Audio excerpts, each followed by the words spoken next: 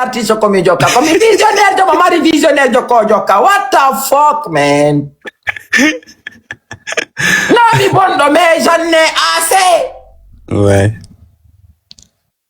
Come sakiti Johnny minni yo acciubuta. O wadi lai. Johnny ko ala giselu nade janjallo parce que don bonni. Johnny ko goddo ko. Ado marsali wala kadi ko goddo ko. Onenata.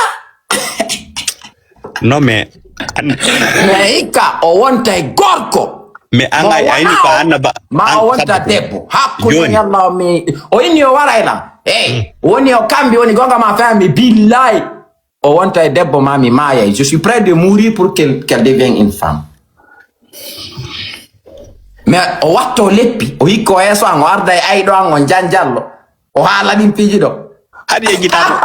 na goddo No, ko. I'm not letting that shit go. O pusi la ngako max. Hadi akita I'm mo. not letting it go, nigga. Hadi domba. Mi ko États-Unis mi jande andi ko fiyo numido arda mi hala ka fulbe be mi do woni ni ko sabu teddu gangala nene de mari mawbe ta mi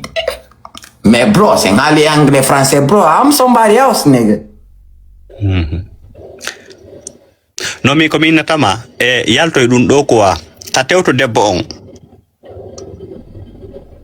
en plus ko anna baajo ami baby la body ibo pusu de la ko jodi biddi yo buttu o yalti live na bon ko de o data yo accu no butta taw yaltu do wada live goddo go ma dum ngaray me yeyi kadi. ok merci nani yo ada modi makko accu support ko worbe go accu yawti di ko le worbe go a betes bonna dewgal manga accu ta respectanta ya wala accu wadu go live ji ha gayne famondirde sa watti mi yalti kadi nani laren andi dandarde posa ngol lanni merci beaucoup nani do jaajef voilà merci kono damari akil afami donc c'est pas compliqué les gens c'est très facile de savoir elle me teste elle pousse les boutons elle veut me tester elle veut me montrer que c'est elle qui prend les décisions car c'est elle l'homme ko joni mi ari mi inni e waden doy oni no mi ne wa continue maintenant si mi gayni mi noddita mo kadi mi dara ko honto o woni min continue kadi mais hikka o wona e debbo ma o derapa yo holla vrai visage makko wona gorko mi wonta gorko wattowo mo on debbo wonta chemise madum mi wonta gorko wado won o peta pronto holla yimbe ben ko kanko mo sikkude ko gorko mais do ko mi woni gorko mi woni landon o wona nay gorko hikka no gorko go heso wanami oh non pas moi mi jet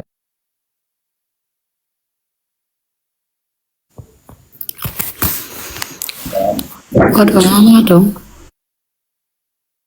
si mo teddini dewgal makko ngal e foyer makko mi landike ma ko debbo Donde yere gella. donc si Allah taw jonno la ren gonga Gomba si modi ma. Ay be makko ben fo pareno to e mabbe. Awa janjallo ko jokko ko jok yettudo lan comme ça veut dire wo philosophe like min ko moore mo hakkile mun dogata quoi mais ko kanko janjallo woni mo hakkile mun dogata mo jokki idée révolutionnaire be mayinobe o fo kitano donc ko on don mi anda la ren joni woni lan yawade mum bay do masali joni wo ko alaji sellu kadi mais what the hell Satti. donc yo bonnu de gangal non o jokkamo faala mais wata jokkude worbe dido do woni mission wo dewgal wo awata yade dabba gorko goko la moda hida e dewgal ko ya bonnu dewgal gal labbina ara manipulali yaha kono wa la ban gorko inna hay fi minan hiduma goddu ngono hitani la mburi kiko okay ya wada ko wata ko harabo nali mone meta yada ba dole ha gayna bugito dawo ya gorko bawo no donc si o jabuno men yewti hewtata do men no continue si mi gayni live on mi noddamo kadi si mo fala continue mais si mo fala nanto men mi watta woni bengo an debbo exemple on fait ino e Simba la reine bona. La reine toñu Simba ami Simba toñu la reine wawata inno de Simba yenno Allah la reine datto to lango hay piji go parce que wonde harabe sikka mi bonna e dina kan parce que ino wodbe ko ndayna tabe men nami ngari bonu go dina kan parce que ko ayaje de mi datani mais mi fami be parce que simbe no sonda de be imamu be no fala lambon nande donc problème ala donc mi andi no satti imbe essayer di tournugol be a contrat mais première chose wonna kambe ni tudde no ko men haltani nani hari ko be d'accord be jonni la permission on yo frère Jibril le savant yo arjan nammi e min nami yalti commission mi tawa ko commission mi ala wadda fus jonna la isoli min tullando mi fala ko dudu de god ko mi fala dum do kono mi wadata ko mi lottirni ko mi arbi wadda e mon partage di andi mi wada piji di mi yakari ko communauté mi walla communauté on la mi hebi be proposam la golle be jabale mi golla imam wona mi gollu na mi gollu nayi mi yaw l'école nayi mi wallu communauté on kambe nayi mi wada e fus ko mi jodo ko suudu tumi dankobe parce que ko be Allah ko be annaba o waye imam mi jabal dum say ko fi dum don yalte jonnon Simba ko nga ha jango ko 2 jours 3 jours wada tara la ni nafata on ay fus parce que Simba no buri on o woli piji buri di imam ko arton wol on do on prouve ay on tun himbe be na on annaba parce que annaba wada ta dum ko wada ton do imam araf yika sama kala annabajo watta dum ko wada tondo ko mi tori kon Allah on ko dum Allah on woni hollude ni ko réseaux sociaux frère Jibril le savant barki namin inni be jettu Adam et Eve landebe la way hudagol ko Allah on inspiré be jetti Adam et Eve jumna be ari be inni ko alquran on inni nanene hawa pusi ko alquran on ko inni tumbe nyaami imam non siti be andi jaka ko be fanno lan ko wadande lavage de cerveau jakare non fama ni jon jakana go ngabe la yetade ko mi wadi dum ko Allah won wadi inspire Jibril le savant yo jettu dum don parce que imam halani lampiji bu fi sonna be simi halani on kono min mi fami autrement andi une fois be inno lan wo sonna ben ko komobe min e imam mimi sikki sonna ben elles sont plus intelligentes mini mi sikki Allah jonnu warbe ben physique force mene sonna ben jonni men intelligence mini ko fi dum innanto men boni beni no mene warbe ben ko mene jonna intelligence men jonna dole be fala wadde don ko hore am hanki be alaadi be ni o sonna ben no mari hakkille buri warbe ben sena kambe merci kadi onno kadifa 90 na kambe ari woldum hanci donc be reconnaissance ko mi inni kon sonna be no woni intelligente uri worbe be anki be ari be wulika awa worbe be minata ko foko be fala ko écrase gol sonna be min no reno mi jabali dum mi la fala yo nundu igol normal mina manipulation nene hawa ko bingin yo nene hawa nyaamu leggal ko mi responsable nene hawa ami tuba na be say ko fi dum ka joni dum feƴƴi d'accord dum fo fi musique on kati mi alti commission beni wo fi musique on yo mi wallitobe min kadi problème ala mi wallito to saba be mi fe ina fi musique on ko pa jamais fi dina kam fe inta parce que na en tuma goto mi alti commission et puis di no ton je suis pas d'accord mais mi atakata la mi wala tay fus jokke hajumo mi jokka jang e ko mi wayi on ko wallude mi wallay on mi partage na on mi hara ko tumbo bende iwi na forcer c'est-à-dire si la fala be partageant de mi partage ko mi woni do hande mi reno to mon fala na tata do mo mi fala kana tata mi yi on au fait on liberté mo mi golli tata na won do mo mi golli tata ko mi yidi mi golli tata e mo mi teddini e mo mi jikki wondi lange mo parce que mi andi aduna diji andin cosmétique ko na won do mi yeyata mi yeyi wo yidu dolan e mo mi yidi amin ko mi yeyo sakto dogoy fi e be mi golli tata en kadi ko no mi yeyi mi suko yi bawli kis mi suki taw mi nyam janas to chenye ko parce que mi ko wallugol himbe mi woni mais himbe hombe mi woni wallude e jekke wondi lam ben e mo mi woni yiltitade bawli kis rasul ko biddo tanti kumanchu jaja makko Linda Tunkara o fe'ini c'était ma copine d'enfance mi nyam makko no mari tala o ma o ali ko wallito min nambudi mi woni dabbude ko jikki ebe mi walla kadi har ko fulbe après no mi ara e luttube be e aduna Allah fu na fi mbudi mais mi subi janas mi subi bawlikis e mi addebe kadi be buy Rastoro no ton, Ben no ton, Bubi record no ton, himɓe boy no ton ɓe mi andi eke ɓe wawi musique e jikke no wondi men. Wonde ko mi wonda ko mais kamɓe hari ko ɗanningol lan jaga ɓe faala. Min ko yomi ɗano kamɓe ɓe ƴetta place an o. Lundu ko yoɗa onon sahabaɓe fof on dépensiɗo yurmude lam. Mais imam haccaka e mon ko dépense ɗon kongoy miyeto on. Imam no hooli ko ɓe Allah onon ko yon gollanɓe kamɓe ɓe barkini yumma maɓɓe no barkini ko yon lannin piiji ɗin fof. Min noon ɓalan yiɗi on ardi e ɓerde on jonni piiji mon ɗin on seli famille mon on seli piiji ɗin fof min ɗo yurmude lam. Sawno min komi naami numtuɗo mi haccayno ɗon ɓe ƴettan buuɗi mon ɓe waɗa piiji ɗin luttiron noon. Frère Sadio Aliou no yurmude lam o acciti piiji ɗin fof. Mais frère Sadio Aliou no jangi ɓe jangi ko alqur'ana ɓe jangi ko diina. Mais ɓe hooli hay joni imam ko annaba ɓe hooli hay joni imam ko allahu min ngal gandal ɗo mi jogaki et puis kadi mi faltaki yo mbaɓɓal ngal ɗon gandal no foori ɓuri lam. Moi je veux une vie normale min ko naturel mi woni yawrude min hay o mission ɗo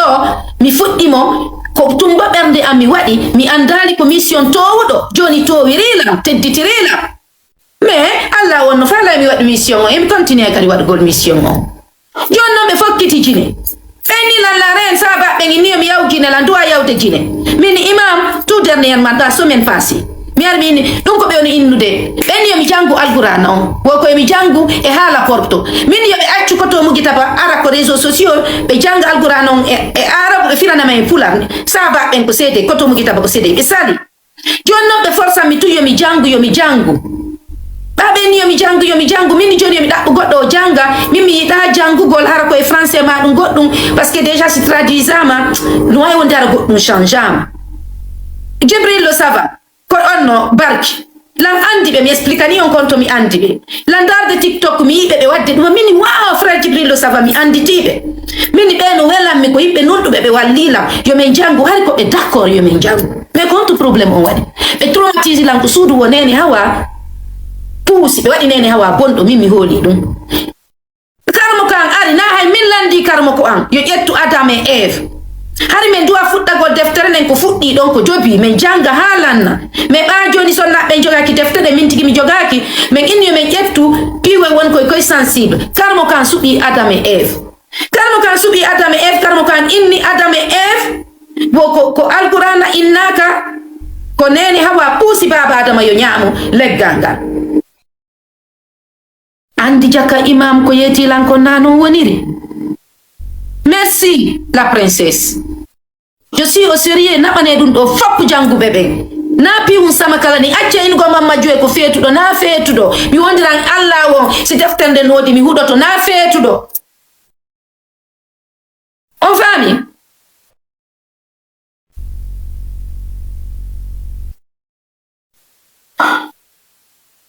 Bref voilà awa sahabaɓe ɓe innilan wo ɓe duwa yawde jine mission an o si minni mi golla si on golli on bonni mission an o si minni mi yaha mi waɗa musique o si on waɗi musique on bonni mission an o min koye mi luttutum servigol on comme kon allah o ma ɗum annabajo wo ko hoto tawɗolla so inna hande komi sonnajo mon na ko réseaux sociaux tawɗolla na mi feƴƴini haala mon kan tawde ɓeɗo fof ami on wata lan to ngande réseaux sociaux de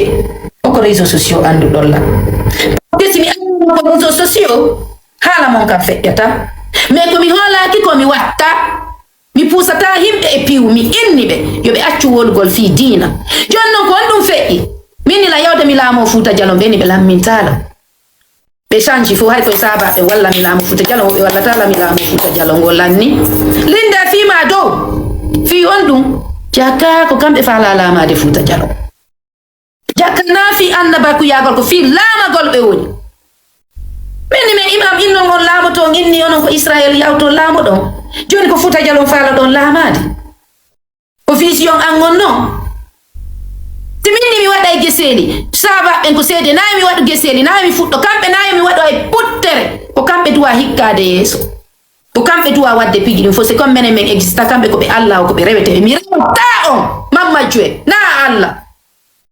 yo sabaɓe ma ɓe rewe mais min mi rewatama mammajjoe ka juste moodi am e si ɗum ɗon gasata komi wotuɗo divorce de goy awa mamma joe ay ni yomi aru mi labbina ko réseaux sociaux do ka tanke da innude ka annabajo an e min gasata parce que mi reno mi inni mi yirali ma hay fusku waduma annabajo e mi yaltata mi approva mi innaka annabajo ka juste neɗɗo comme min awa accu innugol ka annabajo baɗa mari gandal lammingol ara lamminen alaji sellu dale kanande ko min ko yinde mamma juwe a inni da mari gandal lammingol ka a inni ka annabajo nulama wo e communauté mum on donc communauté ma on ko fulɓe